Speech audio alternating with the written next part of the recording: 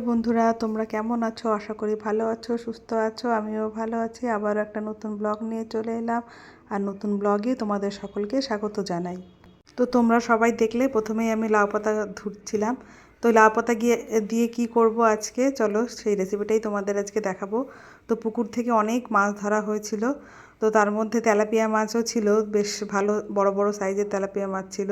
তো সেইগুলো দেখে আমাদের ভাপা খেতে ইচ্ছে হলো। তাই আমি মাকে বললাম যে মা ভাপা করো লাউ পাতা দিয়ে। তো লাউ পাতা ছিঁড়ে এনে যথারীতি সুন্দর করে ধুয়ে এবার মাছগুলোকে ধুয়ে তারপরে তেল নুন হলুদ ভালো করে মাখাচ্ছে। আর পাশে ওই ঝুড়িতে দেখতে পাচ্ছ কত মাছ রয়েছে। তো আমি যেখানে থাকি চিত্তরঞ্জনে, ওখানকার যেহেতু নন বেঙ্গলি বেশি, তো ওরা মাছ খুব একটা খায় না। আর যদি শোনে মাছ সেদ্ধ বা মাছ ভাপা, তাহলে ওদের মুখটা যেন কেমন মানে লাগে দেখতে। তবে যখন টেস্ট করতে দিই, মানে বাটি ভরে খেতে দিই, তো তখন নাকি খুব ভালোই লাগে, বলে খুব সুন্দর হয়েছে। তো যাই হোক, আমাদের বোধহয় পূর্ব বাংলার লোকই বেশি এই মাছ ভাপাটা বেশি পছন্দ করে এবং করেও ভালো। তো মাছগুলোতে তেল হলুদ মাখিয়ে গাগুলোকে বেশ একটু কেটে কেটে নিচ্ছি। তার কারণ কেটে নিলে মাছটা ভালো সেদ্ধ হয়, ভেতরে নুন হলুদ মশলাগুলো ভালো ঢোকে, তা মাছের স্বাদ অনেক গুণ বেড়ে যায়। তো এইভাবে মাছগুলোকে সবগুলোকে এইভাবে কেটে দিচ্ছি। এরপর আর একটা বড়ো পাত্রে মাছগুলোকে ঢেলে ওইখানে যেহেতু মাখানো যাচ্ছিল না ভালো, তো আবার দেখলাম আমি গামলাটাতেই ঢেলে নিয়ে মাছগুলোকে ভালো করে আবার জিরে লঙ্কা আর একটু তেল দিয়ে ভালো করে মাখিয়ে ম্যারিনেট করছি। তো মাখাতে মাখাতে মনে হলো জিরে গুঁড়োটা একটু কমই হয়ে গেছে।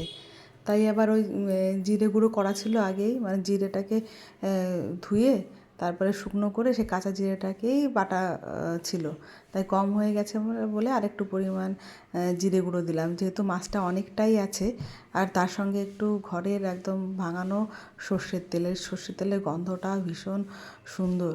আর এই তেলটা একটু মাছ ভাপার মধ্যে একটু বেশি পরিমাণ দিলে না খেতেও খুব সুস্বাদু হয়। আর যেহেতু পাতাটা তো ওতে কোনো মশলা দেওয়া হয় না, এই মশলাতেই পাতাতে মশলা হয়ে যায়, সেই জন্য মশলাটা আরেকটু বেশি দিলে দেখলাম যে ভালো হয়।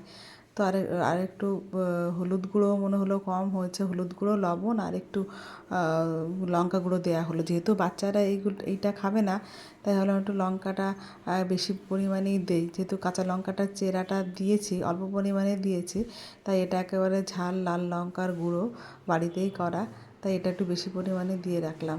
যেহেতু পাতায় যেহেতু মানে মশলা এক্সট্রা করে আর দেওয়া হয় না, এই মশলাটাই পাতায় দিয়ে মাখানো হয়, সেই জন্য দেখলাম যে আর একটু ঝাল বেশি পরিমাণে দিই, তাহলে ভালো লাগবে খেতে। ওটাকে মাখিয়ে পাশে কিছু সরিয়ে রাখলাম। এবার পাতাটাকে আমি আগেই ধুয়ে এনেছিলাম, এবার এই পাতাটা থালার উপরে ভালো করে চারপাশে সাজিয়ে মাছটাকে তারপর দেব।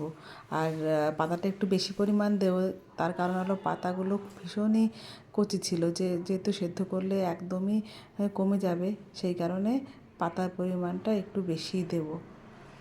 তো পাতাগুলোকে দেখো কীভাবে সাজাচ্ছি, এইভাবে তোমরা সবাই সাজাবে, যদি ভাপা করে খাও দেখবে ভীষণ ভাল লাগবে। তো চারপাশে যাতে মশলাটা বেরিয়ে নেওয়া যায় সেইভাবেই আমি সুতো দিয়ে পাতাটাকে বেঁধেছি। তারপরে বড় একটা প্রেশার কুকারে 250 মতো চাল নিয়েছি, আর চালটাকে ভালো করে ধুয়ে তারপর সেখানে চাল থেকে 1 কড় উপরে জল নিয়েছি। তার জলের উপরে এই দুটো পোটলা আমি ঢুকিয়ে দিলাম, দিয়ে প্রেশার কুকারের মুখটা ভালো করে বন্ধ করে দিলাম। বন্ধ করার পর গ্যাসটাকে হাই ফ্লেমে দিয়ে প্রেশার কুকারটাকে আমি চাপিয়ে দিলাম।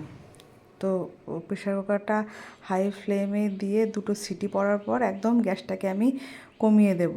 কমিয়ে দেওয়ার পরে আর একটা সিটি পড়লে তারপরে আমি গ্যাসটাকে অফ করে দেব। তারপরে ওখানে কিছুক্ষণ ভেতরে স্টিমটা যখন বসে যাবে, তো তখন আমি প্রেশার কুকারের ঢাকনাটা খুলে দেখো আমি এদিকে একদম লো করে দিয়েছি আঁচটাকে। তারপরে এবার হয়ে এসছে, পরে বন্ধ করে দিয়েছি। এই যে এখন খাওয়ার সময় এই যে খোলা হয়েছে, দেখো মাছটা দেখতে কেমন সুন্দর হয়েছে, একেবারে সুন্দর সেদ্ধ হয়েছে। এই যে ভেতরে এখনও একটা আছে, আর বাইরে যে একটা খোলা হয়েছে, এত গরম যে ধরা যাচ্ছিল না। তো মাছগুলোকে আলাদা করে এখন শাকটাকে মাখানো হবে।